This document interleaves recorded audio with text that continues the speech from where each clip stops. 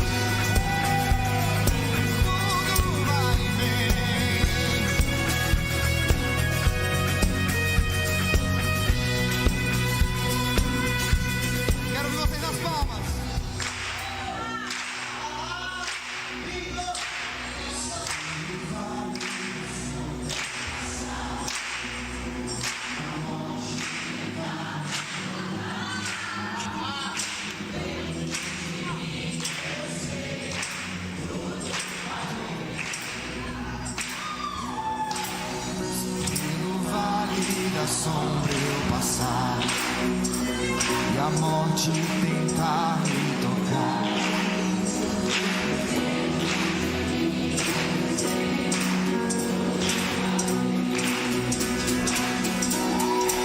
Se pelo vale da sombra eu passar, a morte não vai me tocar. Eu sei, dentro de mim eu sei, tudo vai bem. Declare, tudo vai bem, tudo vai bem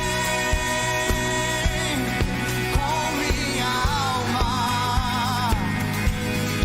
Tudo vai bem, tudo vai bem com minha alma.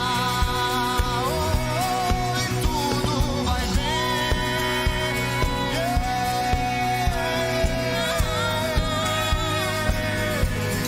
Tudo vai bem, tudo vai bem com minha alma.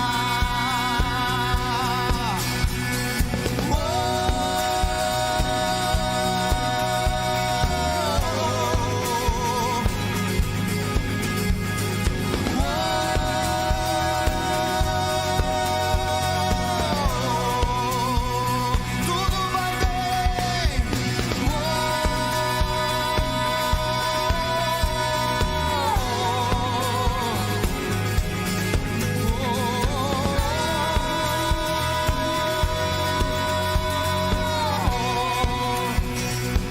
Quero ver a voz comigo assim, ó.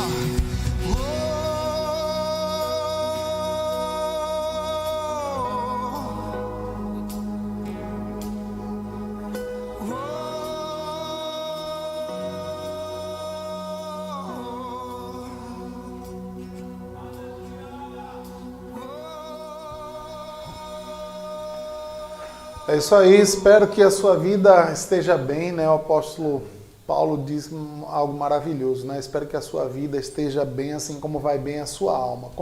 Quando nós conseguimos transformar a nossa mente ao ponto dos nossos pensamentos e a nossa mente, que é a nossa alma, né? E se a alma estiver bem, tudo mais vai bem. Por quê? Porque a mente, ela manda comando para todo o corpo.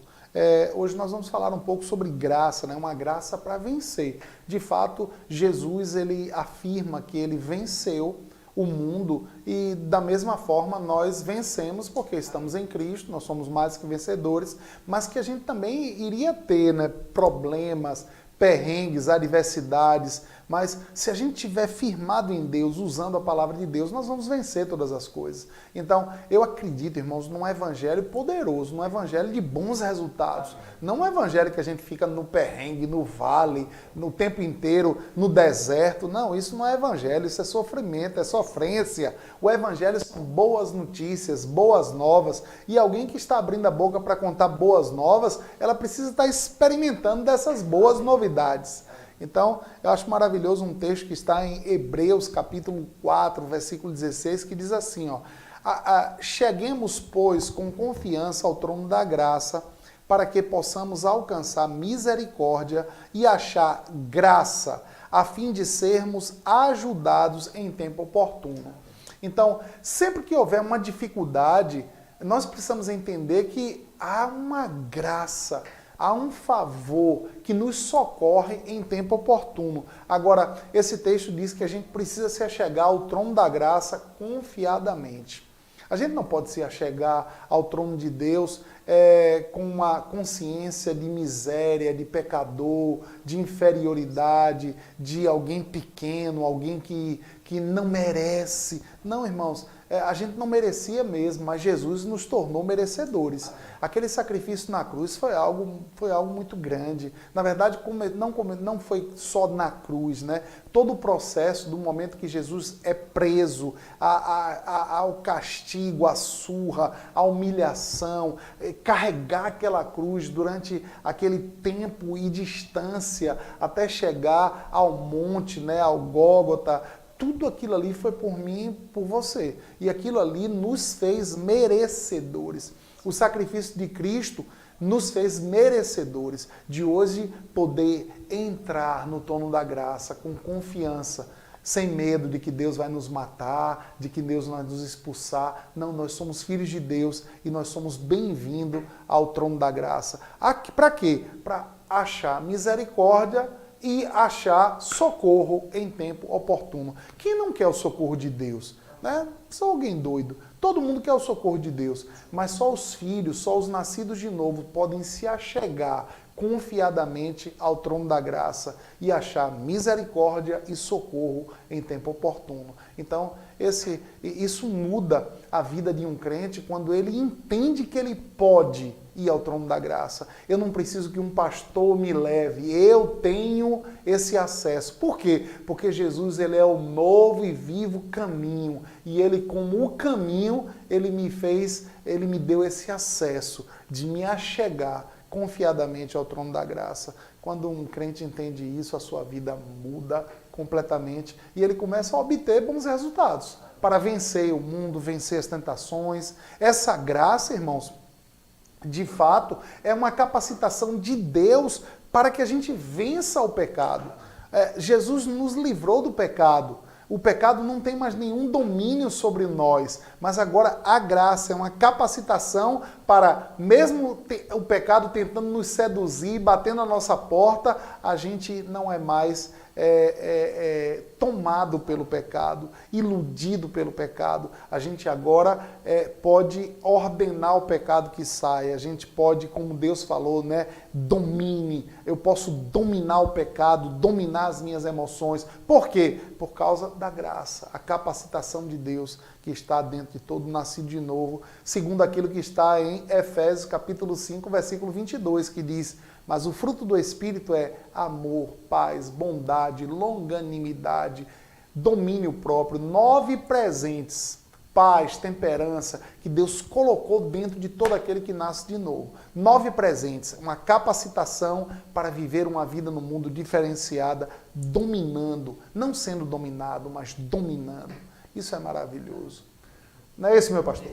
É isso mesmo, pastor. É isso. Falando sobre graça, né? Muitas pessoas acham que a graça do Senhor foi, se é que eu posso dizer isso, né? Só isso, foi apenas algo que nos salvou, né, da condenação da lei, do pecado, mas graça também é a virtude de Deus, como o nosso pastor disse, né? É um poder que habita dentro de nós, é esse poder que nos faz realizar proezas aqui na terra, né? É esse poder que nos livra do pecado, né? Que nos dá força para resistir ao pecado, que nos protege todos os dias, que nos acompanha. É esse poder, essa virtude, essa graça que está sobre nós. Nós devemos desfrutar dela, né? Esse versículo que o pastor citou aqui diz que tem um passaporte para se achegar ao trono da graça que se chama confiança, né? Achegai-vos com confiança, com convicção, né? E muitas pessoas hoje, infelizmente, não têm essa convicção de quem é Deus, de quem é ela em Deus, e isso, queridos, é essencial para a vida do cristão, né? Oséias 4:6 fala que o povo de Deus sofre por falta de conhecimento. Já João 8:32 diz: conhecereis a verdade e ela vos libertará. De fato, queridos, precisamos conhecer a verdade de quem é Deus, de quem é esta graça que está reinando sobre as nossas vidas, né? Jesus, ele reina através da graça dele. Ele não está chateado com você, ele não está furioso com você, como muitos dizem por aí. Olhe, cuidado, porque Deus está furioso com você, ele vai te colocar na maca, ele vai abrir a sepultura. Não, Tiago já declara, né, que toda boa dádiva, todo dom perfeito vem do alto, do Pai das luzes, onde não há sombra e nem variação de mudança. Ou seja, ele está ali rodeado de graça, né, e favor, misericórdia em tempo oportuno. Então, sempre que você precisar, existe graça e favor em tempo oportuno para te livrar, para te proteger, para te prosperar. Essa é a graça do nosso Deus, né? E foi pago um alto preço através daquele sofrimento de Jesus naquela cruz, para que hoje nós podemos ter esse acesso de nos achegar confiadamente ao trono da graça. Então não perde isso, porque Jesus, ele sofreu muito para hoje você e eu poder desfrutar disso, né? E Isaías diz também que Jesus, ele veria o fruto do seu penoso trabalho e se alegraria, né? Eu acho que não alegra o coração de Deus quando a gente passa por situações e a graça do Senhor pode nos favorecer ali e a gente não usufrui daquilo. porque Jesus pagou um alto preço por aquilo e às vezes a gente não desfruta de saúde, de prosperidade, né, de riquezas, de paz dentro da gente, algo que o Senhor já conquistou, algo que já está dentro de nós e só precisa ser acessado se a gente entender, se a gente compreender. Por isso que é importante você ter confiança, você perceber, se aprofundar nas Escrituras, o que é a graça de Deus, o que ela está te favorecendo todos os dias, a sua vida vai mudar, será um sucesso. Maravilha. É bom isso que André falou, né? Entender que a graça não foi apenas para a gente ser salvo e viver uma vida agora miserável na terra. Não, a graça é muito mais do que isso. É uma capacitação para ter uma vida acima da média das pessoas. Amém. Ou alguém que carrega esse favor de Deus tem que ter os resultados acima da média. Amém. Tem que ser um resultado melhor do que aquele que está no mundo ainda, né? Que não conhece a Deus e não serve a Deus. Então, é uma graça para vencer, uma graça Amém. Vencedora. Né? Essa graça faz com que a gente seja agora capacitado para levar uma vida acima da média também em santidade, na forma de viver. Amém. Né? E até Deus poder cobrar, esperar mais de nós. Né? A gente vê Jesus falando, né? Na lei, se um homem se deitar com mulher, cometeu adultério. Mas eu, porém, vos digo, olha só, a mudança de lei na graça, né? Jesus falou, aquele que olhar para uma mulher com um olhar impuro, já cometeu adultério com ela. Então, a gente percebe que o padrão sobe. Por quê? Porque a capacidade para viver uma vida fora do pecado é muito maior. Agora é uma capacidade que nos eleva de nível. Amém. Isso é maravilhoso, irmãos, isso é muito bom. Mas vamos abrir aí um espaço para tirar dúvidas. Se você tem alguma dúvida, faz suas perguntas, que a gente está aqui confiando no Espírito Santo para poder trazer uma resposta baseada na Bíblia para a sua vida. Amém. Manda um abraço especial aqui para José Roberto Magalhães, que está nos acompanhando pelo YouTube. E ele pergunta, pastor, o que Jesus quis transmitir a Paulo quando ele disse, Paulo, a minha graça te basta? O que Deus quis transmitir a Paulo é que Paulo precisava entender sobre o que é graça e que a graça engloba todo um socorro de Deus. Paulo estava ali reclamando com Deus porque alguém, ele fala, né, que era um mensageiro de Satanás, tinha esbofeteado ele 3 vezes. Mas Deus não estava dizendo, Paulo, fique apanhando. Não, ele disse, há uma graça, Paulo. E essa graça te basta. Essa graça é autossuficiente para tirar você dessa situação e resolver o problema. Então a gente precisa entender, estudar, conhecer o que é a graça. O que é a graça? Favor de Deus. É o socorro bem presente do Senhor. E parece que Paulo não estava entendendo isso. E dali para frente a gente vê que a vida de Paulo começa a chegar a uma maturidade, assim como é na vida de todo nascido de novo, irmãos. A gente está na igreja e a cada dia a gente vai crescendo no conhecimento e também na graça do Senhor. Amém, muito bom. Outra pergunta, pastor, o que pode acontecer com uma pessoa que usa a desculpa da graça para viver uma vida sem arrependimentos? Isso é terrível. A Bíblia diz que a gente não pode usar a graça do Senhor para levar uma vida de libertinagem, sim, uma vida dissoluta, uma vida sem compromisso com o Senhor. De fato, Jesus nos livrou do pecado, mas não nos tirou da lei. Nós só não estamos na antiga aliança, nas leis de Moisés, mas nós estamos na lei de Cristo, que é a lei baseada no amor. Né? Então a gente não está fora da lei, a graça não tirou a gente da lei, a graça nos tirou do pecado, nos livrou do pecado, né? Jesus nos livrou do pecado. Então a gente precisa ter cuidado, porque o padrão dentro da graça é maior, não é um padrão para viver uma vida sem responsabilidade, sem dar satisfação a ninguém, não é assim não, o padrão é bem maior.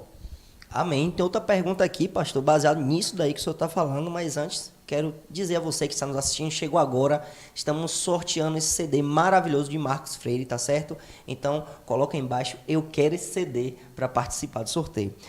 Dentro do que o senhor falou, pastor, uma pessoa perguntou aqui, ainda existe juízo na dispensação da graça? Existe juízo, sim.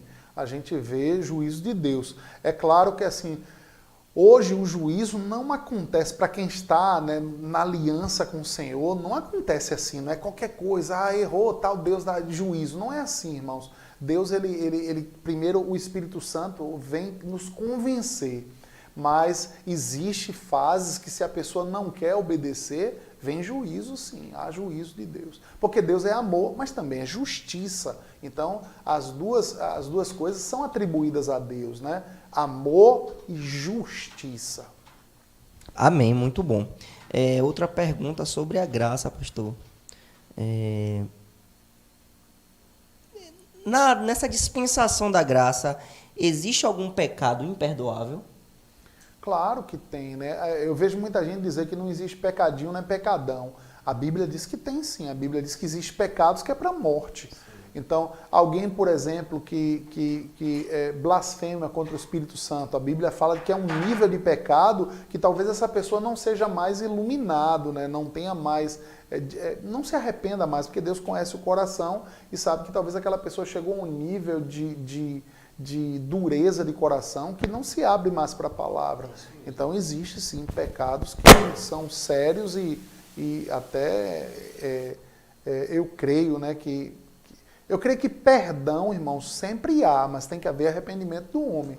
Então, você pode falar assim, respondendo até a pergunta, existe pecado imperdoável? Eu acho que não, né? Porque se arrepender, vai ter perdão. Mas pecado está ligado diretamente ao arrependimento. Perdão de pecado tem que haver arrependimento. Amém. Pastor, nessa aliança da graça, as mulheres são obrigadas a usar o véu? De jeito nenhum. A gente precisa entender que aquela carta ali de Coríntios, né, quando Paulo fala do véu, há todo um contexto histórico, né? As mulheres naquela época, elas existiam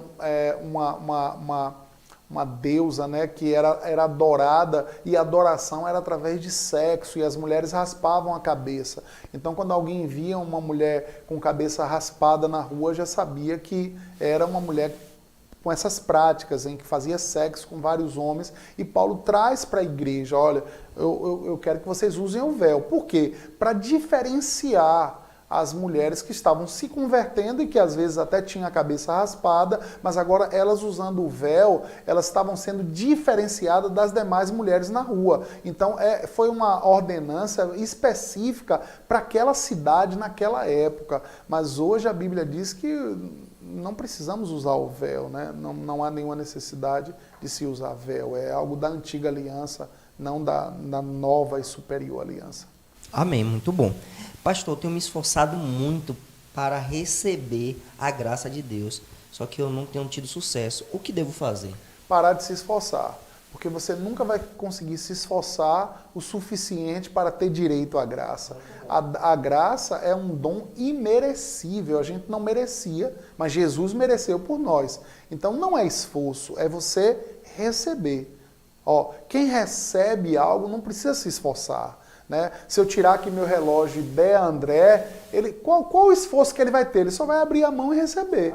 Então você precisa entender que a graça é um dom de Deus. O que é que você tem que fazer só? Receber. Agora, como se recebe? Pela fé. Você precisa crer que isso foi liberado para você. Amém, muito bom mesmo. Sinto que várias áreas da minha vida estão travadas. Isso quer dizer que não sou agraciado por Deus? Não quer dizer isso, porque a Bíblia diz que mesmo quando o homem permanece infiel, Deus continua fiel. Então a parte de Deus ele faz, mas se há áreas na sua vida que estão travadas, você deve se perguntar se você não está dando alguma legalidade, não está cometendo erros, porque se você não obedece à palavra de Deus, a palavra de Deus não tem como se cumprir na sua vida, porque Deus ele não vela nem por mim nem por você, mas ele vela por sua palavra. Então, se eu cumpro a palavra de Deus ela é fiel, ela é infalível e ela vai se cumprir na minha vida e na sua. Então, qual é o meu conselho? Observe se você não está dando alguma legalidade para o diabo, se você não está errando em alguma área, não cumprindo a palavra. Porque veja que a Bíblia diz assim, se você quiser, primeiro tem que querer e obedecer, vai comer o melhor da terra. Então, existe dois princípios, o desejo, o querer, mas existe a prática da palavra, a obediência, do praticar a palavra. Então, observe se você está praticando, porque se alguma coisa não está funcionando, com certeza o erro não é de Deus. Então, veja no que você está errando, conserta, e aí tudo vai funcionar correto na sua vida. Amém, muito bom. Pastor, sabemos que muitas músicas não estão alinhadas com a palavra de Deus. Existe uma música que diz, me leva à sala do trono. Esta música biblicamente está correta? Não, porque de fato a Bíblia diz para a gente se achegar, né, à sala do trono. Então eu posso ir à sala do trono porque Jesus já fez o caminho. Então hoje eu não preciso de alguém que me leve.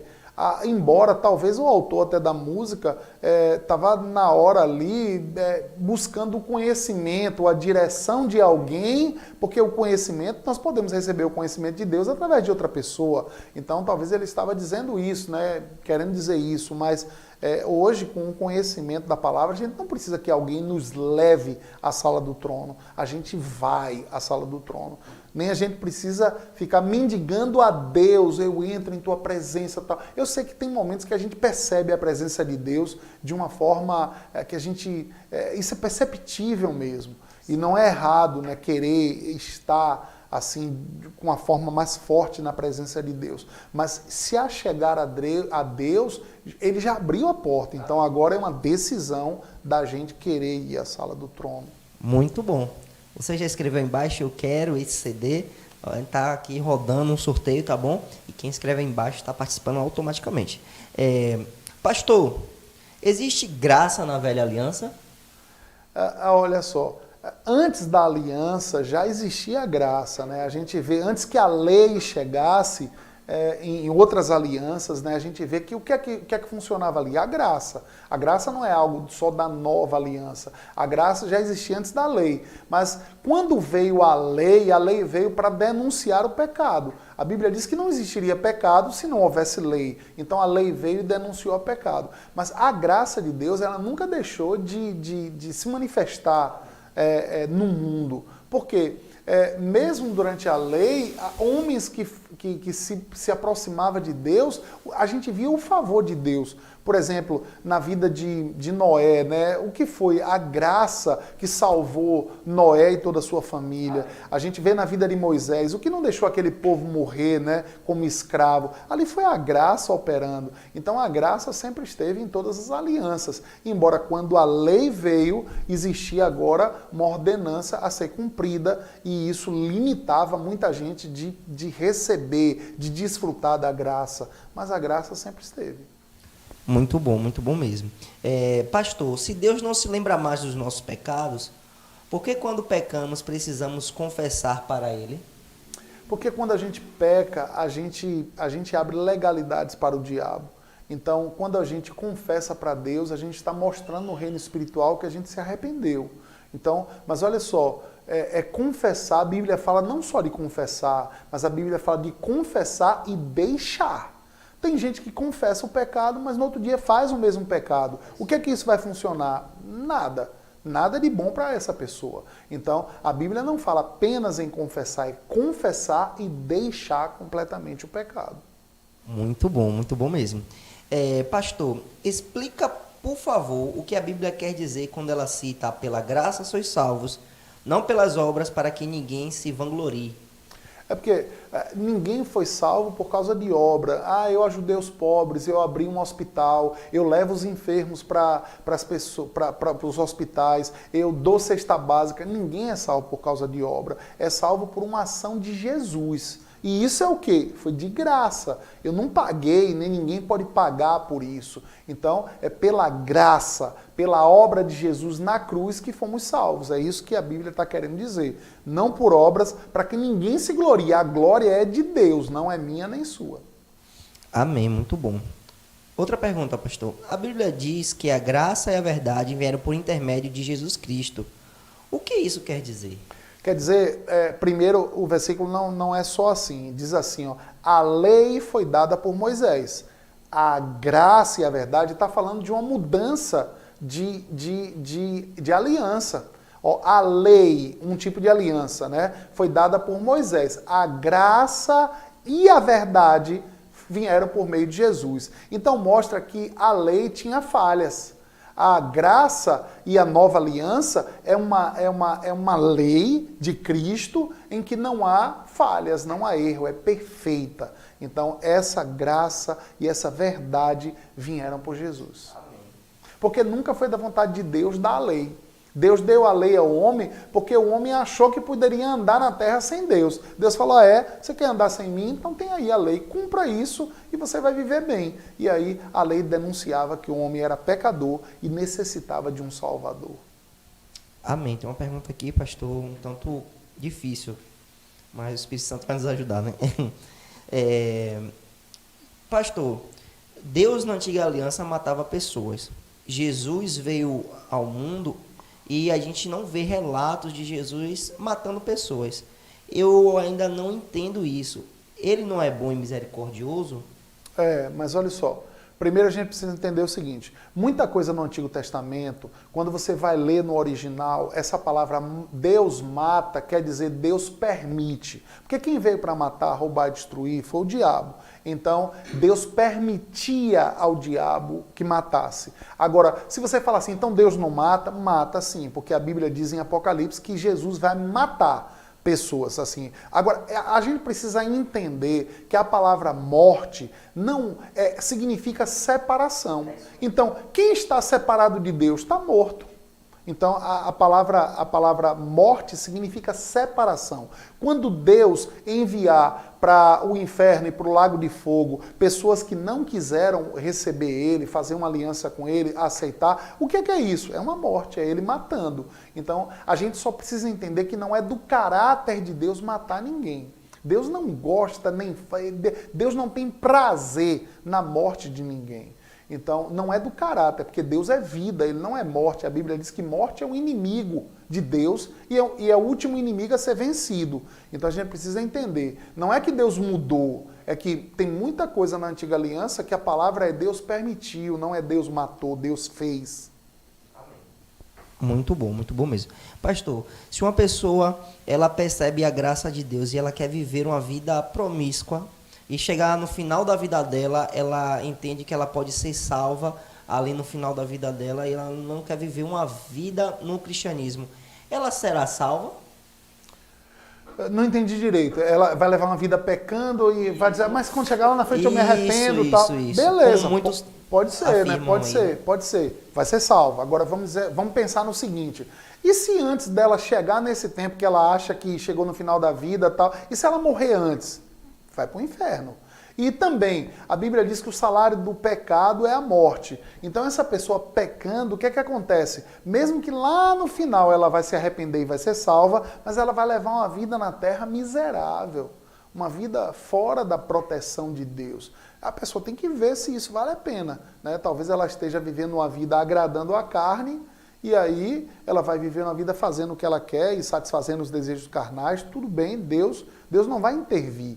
Porque Deus respeita o livre-arbítrio e a vontade do homem, mas só pode desfrutar das coisas de Deus obedecendo a Deus. Amém, muito bom. Pastor, a graça não seria um tanto injusta, já que pessoas que não pecam tanto, se não aceitar Jesus vai para o inferno, e outras pessoas como aquele ladrão na cruz, pedófilos e traficantes, se receberem Jesus, eles podem ir para o céu? Isso não seria um tanto injusto? Eu acho que não, irmãos. Eu não acredito, porque Deus ele não é injusto. Deus é justo. O que acontece de fato? O homem, toda a humanidade, a Bíblia diz que todos pecaram e estavam destituídos da graça, da glória de Deus. Deus enviou o seu Filho para morrer por essas pessoas pecadoras que não valiam nada, me incluindo e te incluindo nisso também. Aí Jesus morreu. E aí o que é que Deus está falando? Olha, tem uma graça, tem um favor. Se vocês receberem, quiserem receber a salvação que o meu filho conquistou, está tudo resolvido. Aí o que é que muita gente está falando? Não, eu não quero Jesus. Então essa pessoa não quer o favor de Deus. Então como é que é injusto isso? Não é injusto. Agora aqueles que querem, a Bíblia diz que Jesus veio para os seus não receberam. Mas todos quanto receberam, foi dado o direito e poder de se tornarem filhos de Deus. Então não vejo injustiça nenhuma. É um plano maravilhoso. Agora, o mundo tem escolha. Eu quero ou não quero. Eu quero Deus ou não quero. Então não vejo injustiça nenhuma. Eu vejo, pelo contrário, uma justiça grande. Uma justiça maravilhosa. Muito bom. Muito bom. Pastor, dentro disso que o senhor falou, É verdade que o mundo todo está salvo, basta apenas as pessoas receberem essa salvação? Exato. Jesus morreu, a Bíblia diz, ó, Deus amou o mundo de uma tal maneira que entregou o seu filho para morrer. Então, esse favor conquistado por Jesus na cruz, essa salvação, é para todo o mundo. Agora, a pessoa precisa receber, dizer, Deus, eu quero. Eu faço uma aliança contigo, eu recebo Jesus como meu Salvador e meu Senhor. Agora, então, é para todo mundo. Agora a pessoa precisa receber. Receber e se arrepender da velha vida. E arrependimento é uma mudança completa de vida. Então, não basta apenas falar com a boca isso, precisa ter uma ação de mudança também de vida. Muito bom, muito bom. Chega agora com algumas perguntas, pastor, glória a Deus. Mandem mais perguntas, tá bom? Vamos lá, meu Deus. Pastor, quando um homem comete adultério e larga a esposa para assumir a amante, esse relacionamento pode ser um sucesso e ter a bênção de Deus? Irmão, geralmente não, né? A Bíblia diz que um homem que comete adultério, a Bíblia diz que o adúltero vai viver uma vida miserável. A Bíblia diz que o adultério leva o homem à miséria. Então, uma receita, quer viver uma vida miserável? Adultere, se prostitui, você vai ter uma vida miserável. Então, alguém que faz isso, os resultados da vida dele não vai ser bom. Então, não tem como isso agradar a Deus, porque a Bíblia diz que Deus abomina essas coisas. Deus abomina o pecado, Deus abomina o divórcio. Né? É claro que existe situações que há a condição da pessoa se divorciar. Uma mulher que está sendo maltratada, que está apanhando, ela não precisa estar nesse casamento, porque a Bíblia diz que nós devemos ser também obedientes à lei humana, e a lei do homem diz que isso não pode. Então, o homem deve respeitar as leis também do homem, a lei humana, mas Deus com certeza não vai se agradar de quem leva uma vida assim. Amém, muito bom.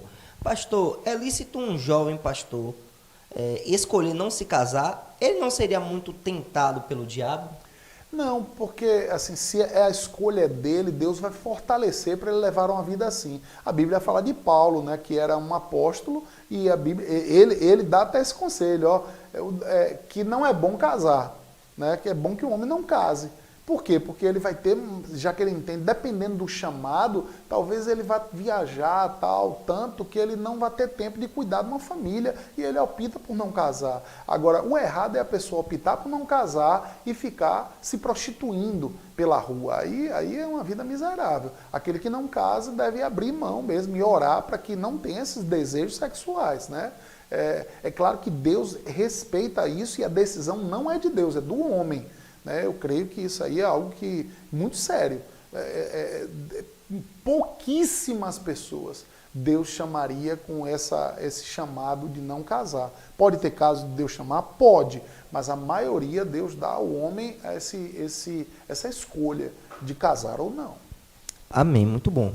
Outra pergunta aqui, glória cabeluda, a Deus. Manda as cabeludas, eu gosto de pergunta cabeluda. Pastor, no meio evangélico, muitos filhos de crentes se desviam e até filhos de pastores, e muitos caem no homossexualismo. Tem algo que possa explicar isso? E será que a culpa é dos pais pelo fato dos filhos ingressarem nesse caminho? Olha só, a gente não pode nunca bater assim, afirmar 100%. A culpa é dos pais, não é dos pais. Isso é muito relativo, né? Porque há uma idade em que a pessoa ela vai assumir as suas escolhas. E tem gente que não vai querer mesmo seguir a Deus, mesmo sendo filho de pastor.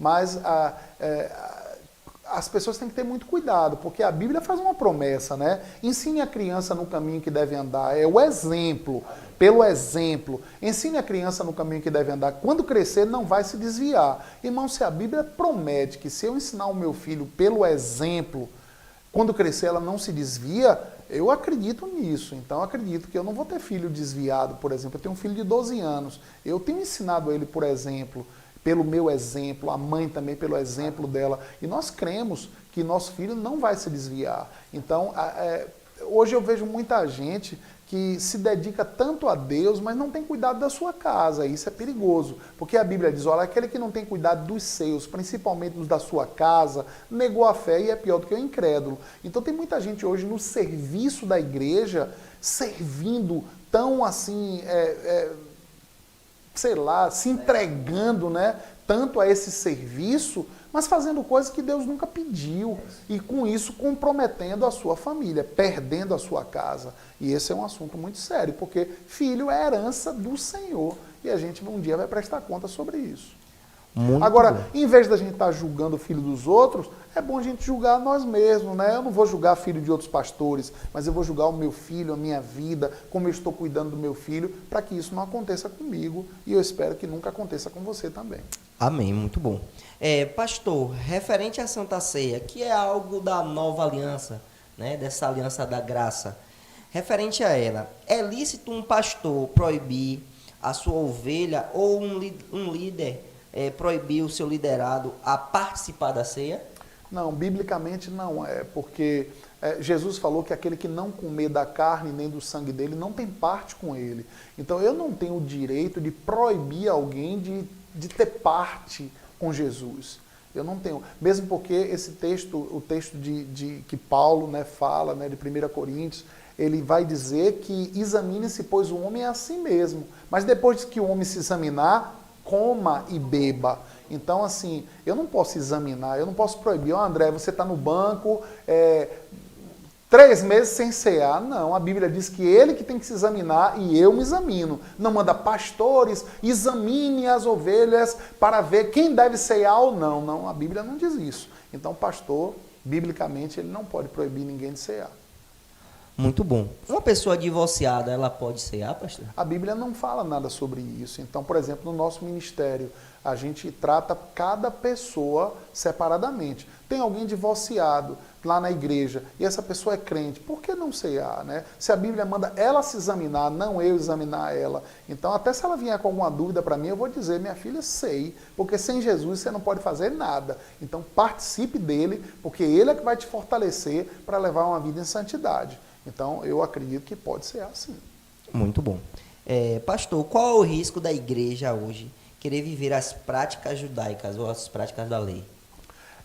A igreja que não tem revelação da nova aliança. Ela vai sempre, a gente vê ali no início da igreja em Atos, eles foram tentados a não sair das práticas judaicas. E a gente vê Paulo, né, ele vinha a Jerusalém e ele provoca ali um concílio, onde depois de debaterem o assunto, eles dizem, olha, nós não vamos fazer as práticas judaicas.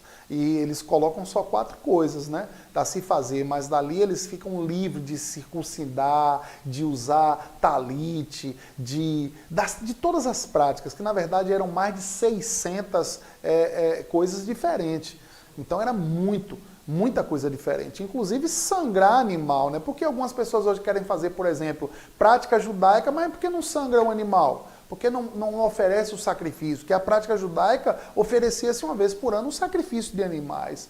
Então, não se pode fazer a prática judaica a metade e a metade não. A lei ou você cumpria toda ou estava, vamos dizer assim, em maldição mesmo.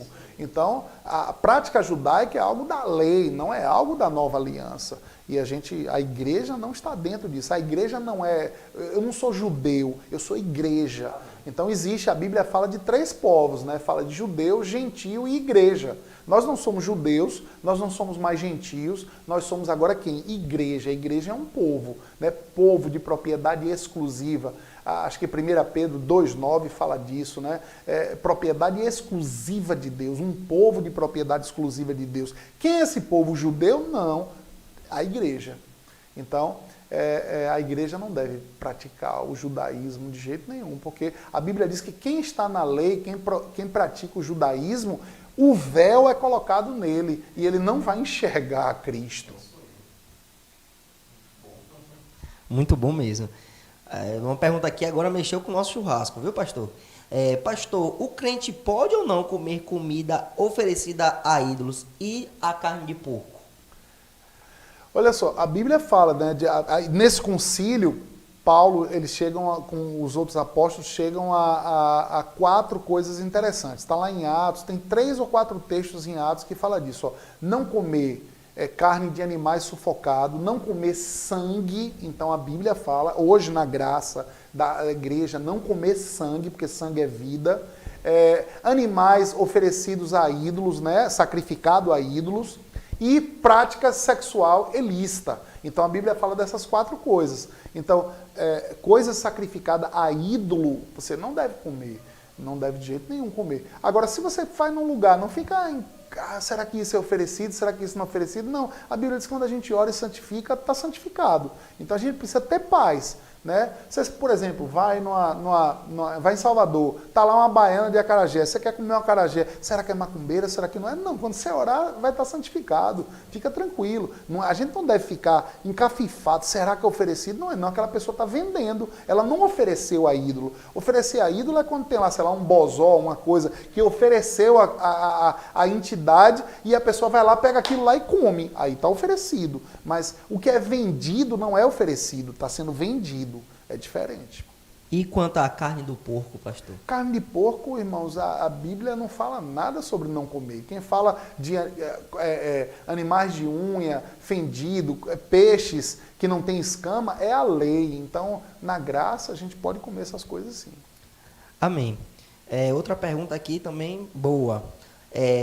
Pastor, por que tantos pastores escondem da igreja pecados de líderes?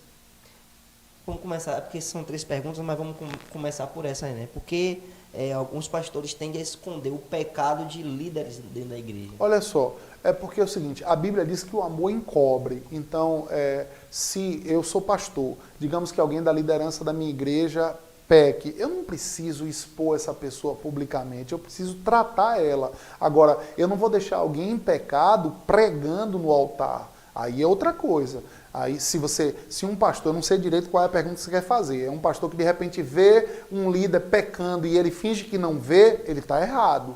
Mas ele não precisa também jogar o lixo no ventilador, porque senão ele não vai tratar aquela pessoa, ele vai piorar a situação. Então a gente tem que entender o que é cobrir o amor, cobrindo o pecado, mas tratando ou fingindo que não está vendo. O pastor não foi chamado para fingir que não está vendo, tem que resolver a situação, mas não precisa também falar para todo mundo o pecado do líder, porque vai expor aquela pessoa e talvez isso vá piorar a situação dela.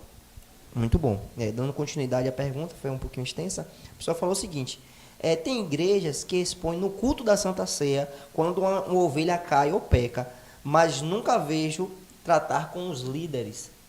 Também expor o pecado de uma ovelha no culto de Santa Ceia, irmã, também está errado, porque pastor não foi chamado para expor para a igreja nem para ninguém o pecado das pessoas. O pastor foi chamado para cuidar, para tratar, para apacentar. Então, se tem alguém em pecado, o pastor deve chamar separadamente e tratar aquela situação, mas não é preciso expor, a não ser quando a Bíblia fala de situações, né? O pastor chama, a pessoa não quer corrigir, a Bíblia fala da segunda fase, pega uma testemunha, vai, trata aquele assunto, a pessoa não quer melhorar. Aí a Bíblia diz que o pastor pode chegar na igreja e expor para toda a igreja aquela situação. Mas esse é um caso em que tem que passar primeiro pelas outras 2 esferas, do pastor tratar só e depois chamar algumas testemunhas e tratar. Isso não é nem pastor, é para todo crente, a Bíblia fala que pode se fazer isso.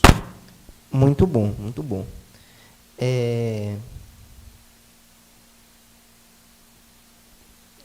Meu Deus. Tainá está aqui falando que já está na hora da... Tainá, você não veio, fique quieta.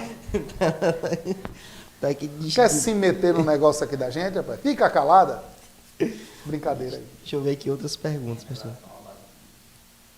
Sim, em relação ao batismo, né? No YouTube, aqui. Em relação ao batismo, existe um tempo específico para ser batizado? Não. Assim que a pessoa recebe Jesus, quando a Bíblia diz assim, quem crê e for batizado será salvo, esse batismo não é o batismo nas águas, é o batismo no corpo de Cristo. A gente vê aquele ladrão na cruz que se arrepende, Jesus falou, hoje ainda você vai estar comigo no paraíso. Por quê? O ladrão, ele reconheceu Jesus como Senhor, como Salvador, e ele é batizado. Alguém, quando recebe Jesus, ele é batizado no corpo de Cristo.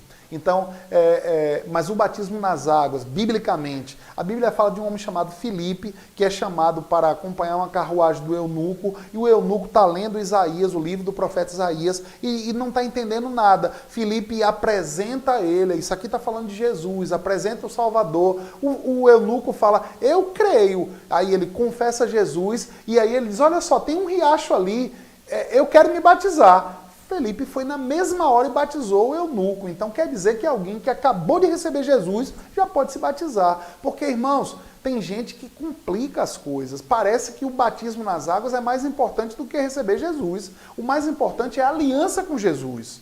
O batismo nas águas, a pessoa sentiu vontade, já pode se batizar. Né? Lá na igreja não tem um problema. Já aconteceu o caso da pessoa receber Jesus e no mesmo dia se batizar. Para a gente não tem problema, porque é bíblico isso. Dentro disso, pastor, uma pessoa pode se batizar 2 vezes, tipo, ela se batizou quando era nova e não tinha consciência do que era o batismo, e ela hoje deseja se batizar, ela pode se batizar?